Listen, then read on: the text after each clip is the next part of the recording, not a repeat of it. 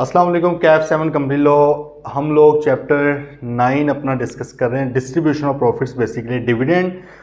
तो आज इंशाल्लाह छोटा सा ये चैप्टर था आपका, लेकिन हाईली इंपॉर्टेंट चैप्टर है। कल हमने स्टार्ट किया था तो आज इंशाल्लाह एंड हो जाएगा, फिर कल इसकी प्रैक्टिस भी कर लेंगे। चैप्टर 9 जो हम देख रहे हैं जी, कल हमने जो देखा पहले क्विकली ज़रा उसको देख लेते हैं। हमने कहा कि भाई डिविडेंड है डिस्ट्रीब्यूशन ऑफ प्रॉफिट, और डिविडेंड आपका दो तरह का होता है, हमें अभी तक थोड़ी समझ आ गई है, ठीक है। एक आपका होता है जी इंटरम डिविडेंड, और एक आपका होता है फाइनल डिविडेंड, ठीक है। अच्छा, इंटरम का मतलब क्या है कि जो पे किया जा रहा है बिफोर ईयर एंड, साल एंड होने से पहले जो पे किया जा रहा है। ये फाइनल क्या होता है? आफ्टर ईयर एंड, जो पूरे साल की बेस पर किया जाता है। लेकिन करना कब है? If there are profits, if there are profits in that certain year, फिर आपने पे करना है, अदरवाइज नहीं करना, ठीक है। अच्छा, अब इसमें हमने कुछ मोटी मोटी बातें जो की हैं वो डिस्कस कर लेते हैं। इसमें यह है कि भाई एक तो आपने डिस्ट्रीब्यूटेबल प्रॉफिट्स में से करना है, और कुछ प्रॉफिट्स डिस्ट्रीब्यूटेबल हैं ही नहीं। जैसा कि उन्होंने कहा कि अगर एक कंपनी है उसका काम प्रॉपर्टीज़ को परचेज सेल करना नहीं है, और वो कोई प्रॉपर्टी अपनी इमूवेबल प्रॉपर्टी या कोई कैपिटल नेचर का एसेट सेल करती है, उसमें उसको प्रॉफिट हुआ है, तो भाई पहले उस प्रॉफिट को एडजस्ट किया जाएगा against any loss of some other immovable property और कैपिटल नेचर एसेट, ठीक है। अगर किसी और एसेट में कोई लॉस शॉस हुआ है, पहले उसके साथ एडजस्ट किया जाएगा, फिर ये वाले पैसे लेके जाएंगे डिस्ट्रीब्यूटेबल प्रॉफिट के अंदर, ठीक है। तो अच्छा, दूसरी बात क्या थी भाई, कि दूसरी ये है कि अगर IAS 40 के मुताबिक इन्वेस्टमेंट प्रॉपर्टी के अंडर कोई अनरियलाइज्ड गेन है, अभी रियलाइज नहीं हुआ, सिर्फ फेयर वैल्यू एप्रिसिएशन की वजह से एक गेन आपका रिकॉर्ड हुआ है, अभी तक जब तक आप वो एसेट नहीं बेचेंगे आपको असल में तो नहीं प्रॉफिट होना, तो that is unrealised gain. Unrealise का मतलब असल में तो पैसा आया नहीं है। जब भाई असल में पैसा नहीं आया तो उस पैसे को, उस अमाउंट को आपने अपने प्रॉफिट्स में से निकाल देना है डिविडेंड की कैलकुलेशन के दौरान, सिर्फ और सिर्फ डिविडेंड की कैलकुलेशन के दौरान। इसको आप इस तरह से ज़हन में रख सकते हैं, जैसे आप एक अकाउंटिंग प्रॉफिट निकालते होते हैं और एक आप टैक्सेबल प्रॉफिट निकालते हैं। टैक्स आपने पढ़ा हुआ है थोड़ा बहुत मेरे ख्याल में, ठीक है। तो उसमें भी आप कई चीज़ें होती हैं एडलेस कर रहे होते हैं कि यार ये चीज़ें टैक्स के अंदर नहीं मानी जा रही, टैक्स मनी हमने लेके नहीं। मिसाल के तौर पर डेप्रिसिएशन की बात करें, मेरे ख्याल में डेप्रिसिएशन का तो सबको आइडिया होगा ना, कि अकाउंटिंग के अंदर हम डेप्रिसिएशन और तरीके से कर रहे होते हैं। IAS 16 में PP के मुताबिक अपने हमारे रेट्स वगैरह और हो सकते हैं, एस्टिमेट्स होते हैं, बेसिकली हम हो सकते हैं डिफरेंट रेट्स ले लें, लेकिन टैक्स के अंदर उन्होंने रेट स्पेसिफाई किए हुए हैं, हमें वही वाले फॉलो करने पड़ते हैं। तो फिर अक्सर क्या होता है कि हमने कई बार ज़्यादा चार्ज की होती है, वो कम चार्ज करवाता है, कई बार हमने अपने रेट्स के मुताबिक अकाउंटिंग में कम चार्ज किया, टैक्स वाला ज़्यादा करवा रहा होता है, तो एडलेस हो जाता है। मतलब है कि हम टैक्सेबल प्रॉफिट उसको बनाते हैं। यहाँ पर भी हमने अपने प्रॉफिट को डिस्ट्रीब्यूटेबल प्रॉफिट बनाने के लिए जो कुछ कंपनीज एक्ट ने चीज़ें बताई हैं उसको हमने एडलेस करके तो इन्हें हमने देख लेना होता है, ठीक है जी। अच्छा, फिर हमने कहा कि भाई डिविडेंड पे किस तरह से किया जाएगा, तो भाई दो तरीकाकार हैं। आप उसको इन काइंड भी दे सकते हो और कैश तो है ही। तो इन काइंड से मुराद क्या है? इन काइंड से मुराद है कि आप किसी लिस्टेड कंपनी के, अगर आप खुद लिस्टेड कंपनी है तो अपने ही शेयर्स दे दें अपने ही मेंबर्स को, that is called bonus shares या बोनस इशू।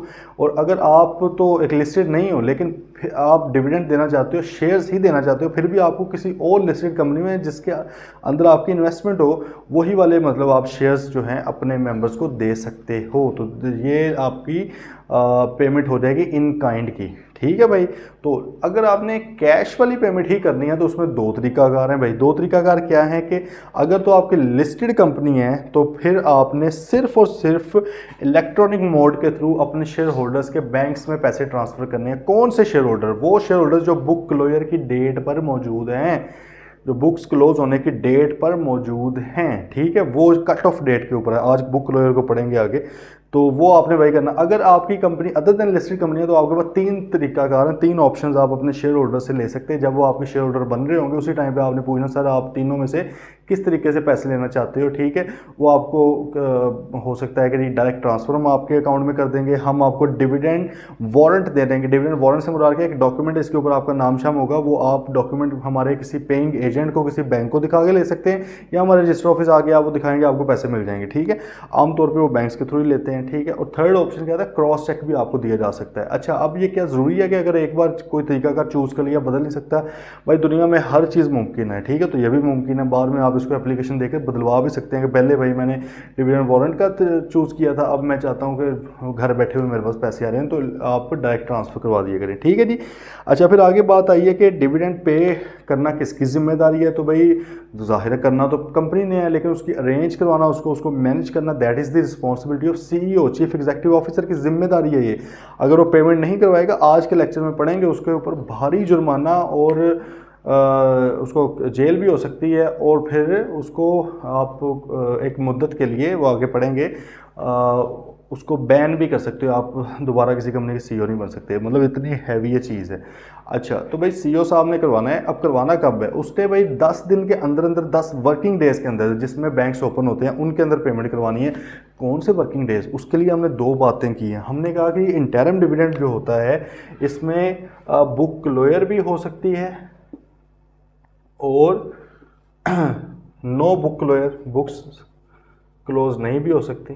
ठीक है भाई, ये 2 तरीके का है, लेकिन इधर हमेशा बुक्स क्लोज होंगी। ठीक है जी। तो भाई इस इधर से आपने क्या करना है, जिस डेट, क्योंकि बुक्स क्लोज होनी ही होनी है, तो भाई डिक्लेरेशन ऑफ डिविडेंड जिस टाइम पे हुआ है, डिक्लेरेशन ऑफ डिविडेंड आज पढ़ेंगे। AGM के अंदर फाइनल डिविडेंड का होता है, मतलब है कि AGM के अंदर जब जैसे अप्रूव करते हैं शेयर होल्डर्स, तो वो साथ ही डिक्लेयर भी होता है, अनाउंस भी होता है, क्योंकि वो प्रूव कर रहे होते हैं ना कि हाँ भाई हम इतने देना चाहते हैं, तो डिक्लेयर भी हो गया, अनाउंस हो गया साथ ही। तो भाई इससे 10 दिन के अंदर अंदर आपने करना है। फाइनल के केस में इधर 2 सिनेरियोज है, एक है जी जहाँ पे बुक्स क्लोज हो रही हैं, और एक केस है जहाँ पे बुक्स क्लोज नहीं हो रही। कल हमने पढ़ा था कि इंटरिम डिविडेंड है वो शेयर होल्डर्स जनरल मीटिंग के अंदर अप्रूव नहीं करते। वो कौन अप्रूव कर रहा होता है? डायरेक्टर्स ही अप्रूव कर रहे होते हैं अपनी बोर्ड ऑफ डायरेक्टर्स की मीटिंग में। हमने चैप्टर 3 का रेफरेंस भी जाके दोबारा देख लिया। ठीक है। तो भाई बोर्ड ऑफ डायरेक्टर्स जो हैं वो इसको अप्रूव कर रहे होते हैं। इसमें 2 केसेस हैं, अगर बुक्स क्लोज की जा रही हैं फिर क्या होगा, अगर बुक्स क्लोज नहीं की जा रही हैं फिर क्या होगा। तो भाई अगर तो आपकी बुक्स क्लोज नहीं की जा रही हैं, तो इस केस में आपने क्या करना है, जो डिक्लेरेशन की डेट है, डिक्लेरेशन है, उस दिन से आपने 10 वर्किंग डेज के अंदर अंदर, बिजनेस आवर्स के अंदर, बिजनेस डेज के अंदर अंदर करवानी है पेमेंट। और अगर बुक्स क्लोज की जा रही हैं तो भाई फिर जाहिर है, अगर बुक्स क्लोज हो गई हैं तो फिर आपका स्टार्ट ऑफ बुक क्लोजर, जिस डेट से बुक्स क्लोज हुई हैं उस तारीख से आपने स्टार्ट करवा के पेमेंट करवा देनी है। ओके भाईजान। तो ये हमने कल एक लिस्टेड कंपनी के हवाले से इसकी एक एग्जाम्पल भी देखी थी। ठीक है। तो इसमें अगर मैं साथ लिख दूं, पेमेंट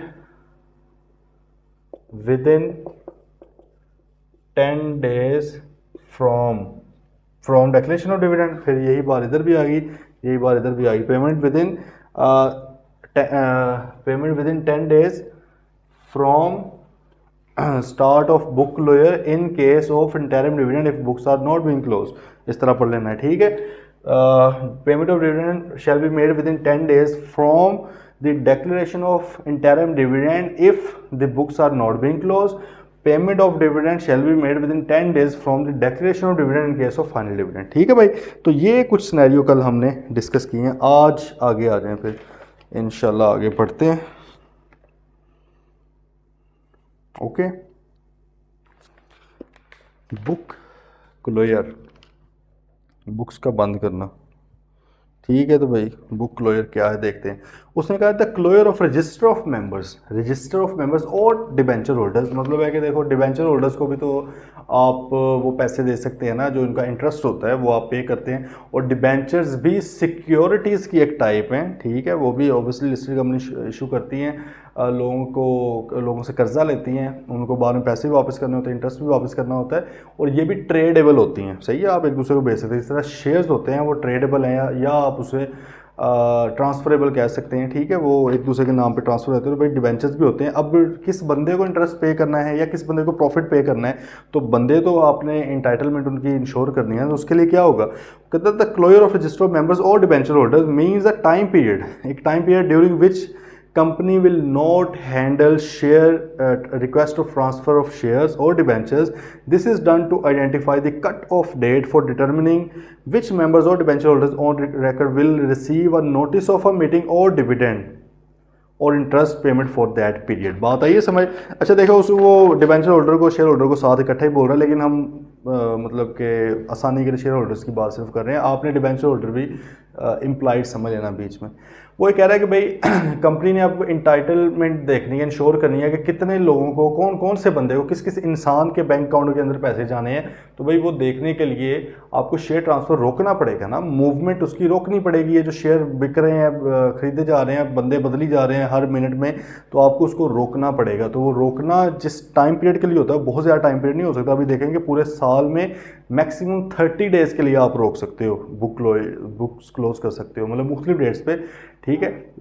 वो आप कर सकते हो, लेकिन वो मैक्सिमम 30 डेज़ है। हाँ, कमीशन से इजाज़त लेकर 15 दिन मजीद एक्सटेंड करवा सकते हो, लेकिन इससे ज़्यादा नहीं। तो इसका मतलब ये नहीं है कि आप पूरा 2-3 महीने बुक्स क्लोज करके बैठे रहो, नहीं भाई, थोड़े टाइम के लिए होता है, ठीक है। अगर तो आपकी कंपनी टर्म डिविडेंड देती ही नहीं है, सिर्फ फाइनल देती है, वो कंपनी फिर आमतौर पे कहती है 10-12 दिन के लिए बुक्स क्लोज करेंगे फाइनल के टाइम पे, ठीक है। अगर इंटरम भी करती है तो कभी वो 4 दिन के लिए कर रही होगी, कभी 5 दिन के लिए रोक रही है, कभी 3 दिन के लिए रोक रही है, ठीक है। तो ये चीज़ें हैं। अच्छा भाई, तो बुक्स क्लोज की जाती हैं ताकि कट ऑफ डेट मिल जाए। इस डेट पर जो होगा ना, वो बंदा जो है हमारा शेयर होल्डर, तो ऑब्वियसली पहले अनाउंस करना पड़ेगा ना।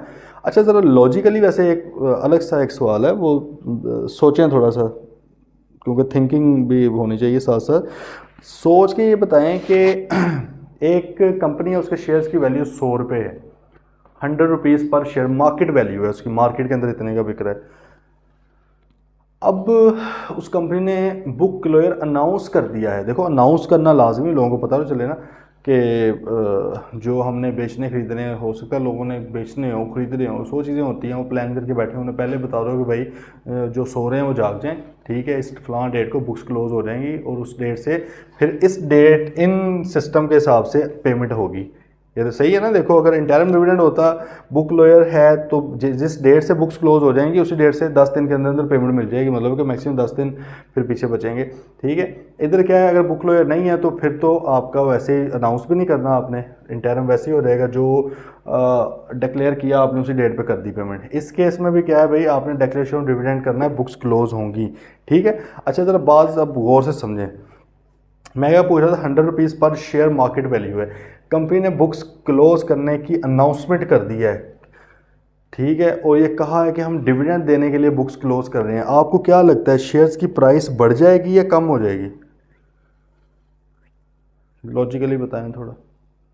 100 रुपीज़ पर शेयर थी, कंपनी ने कहा कि भाई फलां डेट से, अभी देखेंगे कि नॉट लेस देन 7 डेज आपने नोटिस देना, मतलब कम से कम 7 दिन पहले आपने नोटिस देना। ज़्यादा दिन हो सकते हैं, लेकिन कम से कम 7 दिन पहले आपने नोटिस देना है कि ये जो है बुक्स क्लोज की जा रही। अब भाई कम से कम 7 दिन पहले नोटिस दे दिया गया, अब क्या होगा, कुछ फ़र्क पड़ेगा शेयर्स की प्राइस के ऊपर? देखो, पोटेंशियल शेयर होल्डर जो अभी तक आपके शेयर होल्डर्स नहीं, जब उन्हें पता लगेगा कि यार कंपनी ने डिविडेंड देना है, अभी अनाउंस नहीं किया डिविडेंड कितना देना है, अनाउंस अभी नहीं हुआ, वो तो जाहिर है अप्रूव होगा, तो फिर अनाउंस अभी नहीं हुआ, ठीक है। लेकिन कितना मतलब कि डिविडेंड मिलना है ये तो पता है, तो इसका मतलब है कि भाई मुझे उम्मीद होगी, अब मेरा एस्टिमेट है या डिविडेंड तो मुझे मिलना है, तो क्या मैं एक पोटेंशियल शेयर होल्डर थोड़ा सा अट्रैक्ट नहीं हो जाऊंगा उस तरफ? क्या मुझे ख़रीद लेने चाहिए? देखो, पूरा साल या पूरे 4-5-6 माह तो मैंने नहीं खरीदी, मतलब बल्कि लेट से मैंने कभी भी इस कंपनी के शेयर्स नहीं खरीदे, लेकिन अब मेरे पास एक मौका है कि अगर पहले वाली चीज़ें ख़त्म हो जाएंगी, वो मैटर नहीं करती, अगर आज की डेट पे मैं इनका शेयर होल्डर बन गया बुक्स क्लोजर की डेट पे, तो भाई मैं इंटाइटलमेंट मुझे मिल जाएगी, तो मैं भाग के खरीदूंगा। लेकिन बेचने वाला क्या वो 100 रुपये में बेचेगा या ज़्यादा में बेचेगा? उसे पता है कि मेरे अब शेयर की क्या है, डिमांड है, सिंपल है, डिमांड सप्लाई होती है, सिंपल। स्टॉक मार्केट के अंदर पाकिस्तानी स्टॉक मार्केट वैसे फारिग है, मतलब है कि कोई ये बस ऐसे थोड़े से लोग हैं जो इसमें खेल रहे हैं, अनलेस बहुत ज़्यादा इन्वेस्टर आए हैं। ये शायद मैंने पहले भी कभी बताया हो आप लोगों को कि कोई 2.5-3 लाख इस वक्त टोटल इन्वेस्टर है पाकिस्तान के स्टॉक मार्केट का, जिसमें से 20-25 हज़ार ही है जो ज़्यादा एक्टिव है।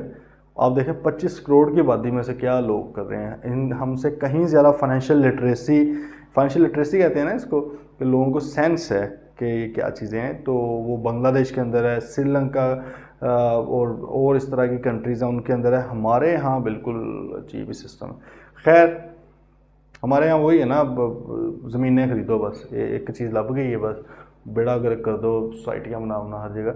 तो भाई बात क्या हो रही थी, सप्लाई ऑब्वियसली डिमांड बढ़ जाएगी चीज़ की, तो डिमांड बढ़ेगी तो उसकी शेयर्स की प्राइस भी बढ़ जाएगी। ऐसी है ना। आप वो देखते होंगे, शायद आप लोगों को थोड़ा आइडिया हो, ये जो प्राइस बॉन्ड्स होते हैं, प्राइस बॉन्ड्स मतलब 100 रुपये वाला, 200 रुपये वाला, 500 वाला, 1000 वाला, इस तरह इनकी डेट्स होती हैं कि भाई फ़लाँ डेट को खुले। बेसिकली हर मंथ एक प्राइस बॉन्ड ओपन होना होता है। कभी वो 750 वाला है, पता नहीं 700 वाला वो होना है, कभी 100 वाला, कभी 200 वाला, कभी 15,000 वाला, कभी 1000 वाला। तो उनकी ना डेट्स होती हैं यार ये, और पता होता है पहले कि यार ये इस महीने ये वाला खुलता है, इस महीने ये वाला खुलता है। अब जब वो डेट करीब आती है ना, तो प्राइस बॉन्ड्स की प्राइस बढ़ जाती है। हालांकि प्राइस बॉन्ड है 100 रुपये का ही, लेकिन लोगों को पता है कि यार पहले से नहीं मैंने इन्वेस्ट करके इसमें, देखो पैसे आपके वो फंस जाते हैं ना, स्टक हो जाते हैं। मतलब स्टक होने से मुराद है कि आपने अगर लेट से आज चल रहा है, फॉर एग्जांपल जून चल रही है, मैंने जून के महीने में कोई प्राइस बॉन्ड खरीद लिए हैं जो कि खुलने हैं, जिनकी कुरानदाजी लकी ड्रॉ होना है लेट से आप कहें नवंबर में जाके, तो भाई मेरे 4-5 महीने मेरे पैसे फंसे रहेंगे ना, मैं कहीं पे नहीं कर रहा यूज़। लेकिन यही अगर मैं जाके ख़रीदूँ ही नवंबर में, तो क्या बेचने वाले को नहीं है सेंस कि यार ये अब ख़रीदने आया है, क्योंकि अब इसे लग रहा है कि मैं थोड़े से टाइम के लिए स्टक कर लेता हूँ अपने पैसे, अगर लग गया था मेरा तो जाहिर है मैं अमीर हो जाऊँगा, पैसा आ जाएगा मेरे पास। तो वो उसमें डिमांड बड़ी होती है, तो उसकी भी प्राइस बढ़ जाती है। तो इसी तरह भाई शेयर्स का भी होता है। जब आपको पता हो कि आपने वो पढ़ा होगा BFD के अंदर, सॉरी अभी तो MFA करेंगे, उसमें एक्स डिव प्राइस, ठीक है, वो आपने देखी होगी। वो एक्स डिव प्राइस क्या मतलब वही बातें हैं, मतलब कि डिविडेंड अगर अनाउंस हो जाए तो तब शेयर की प्राइस बढ़ जाती है, अगर अनाउंस नहीं हुआ तो फिर प्राइस नॉर्मल रहती है, ठीक है। और अगर डिविडेंड पे हो जाए तो उसके बाद भी प्राइस उसकी कम हो जाती है, ठीक है, क्योंकि अब उन्हें पता है कि अब अगली बार जाकर डिविडेंड मिलेगा। तो खैर ये एक अलग थोड़ी सी बात थी। ओके भाई, एग्जांपल देखें, listed company usually comprise of large number of members processing share. अच्छा, बुक लॉयर ना हर किसी ने करना है, लेकिन लिस्टेड कंपनी के एग्जांपल्स इसलिए रेलेवेंट होती हैं क्योंकि उनमें बहुत ज़्यादा शेयर होल्डर्स होते हैं, तो ज़्यादा ज़रूरत वहाँ पे होती है।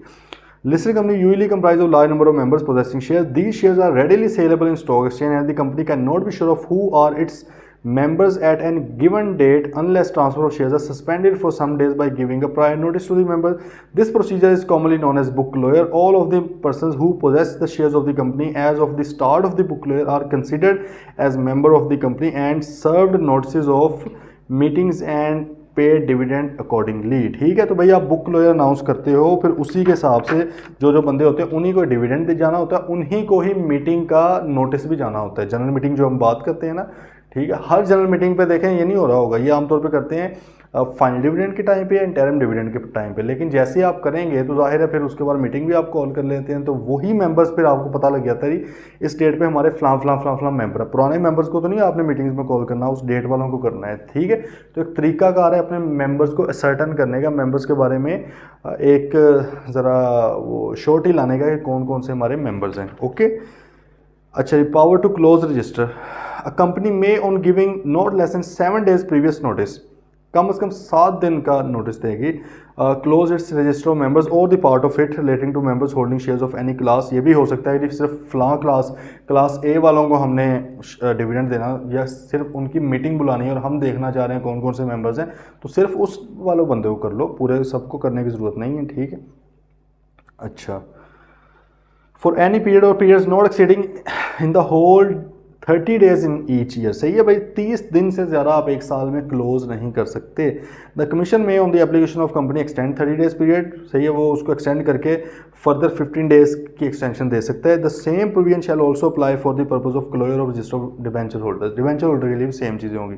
Additional requirement for listed company, अभी जो हमने पढ़ा है पावर टू क्लोज वाला 7 दिन के नोटिस वाला, ये हर कंपनी के ऊपर है। लिस्टेड कंपनी के लिए एडिशनल रिक्वायरमेंट्स क्या हैं? इन case of listed company notice जो है, क्योंकि देखें लिस्टेड कंपनी जो भी नोटिस होता है, जनरल मीटिंग का नोटिस है, AGM का नोटिस है, ठीक है, आपने इवन प्रोस्पेक्टस है वो आपने इशू करनी है अखबारों के अंदर, तो यहाँ पर भी ये वाला नोटिस, क्योंकि बेसिक कॉन्सेप्ट ये है कि आपके मेंबर्स कहीं पे भी हो सकते हैं, हो सकता है कि उनको नोटिस आपका पहुंचे ही ना जब आपने भेजा है, तो भाई फिर उनको ज़रा अखबारों के थ्रू भी आप पूरी कोशिश करेंगे लोगों की नज़र में चीज़ आ जाए। तो भाई आप वही एक उर्दू एक इंग्लिश डेली न्यूज़पेपर जो नेशन वाइड इसकी सर्कुलेशन है उसमें छाप देंगे, ठीक है। पेनल्टी भाई लग जाएगी अगर आप किसी भी उससे करते हो, तो लेवल 2 की पेनल्टी लग जाएगी। फिर आगे बात आ गई directors not to withhold declare dividend. अगर डिविडेंड डिक्लेयर हो गया है, अनाउंस हो चुका है, तो फिर आप उसको विदहोल्ड नहीं कर सकते। कुछ एक्सेप्शन है वो देख लेते हैं, लेकिन आप वैसे जनरली उसको विदहोल्ड नहीं कर सकते। देखते हैं, when dividend has been declared it shall not be lawful for the directors of the company to withhold और defer its payment and CEO of the company shall be responsible to make the payment within specified period. Specified period क्या था? वही 10 दिन।